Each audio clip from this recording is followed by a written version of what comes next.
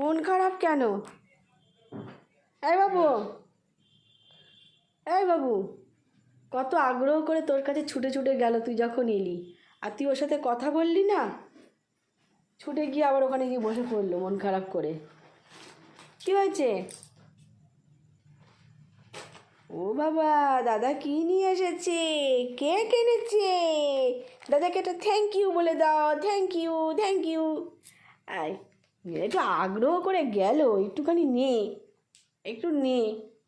ও বাবা, দাদাকে দেখে দেখো দেখো কুটুমায়ের কারবার।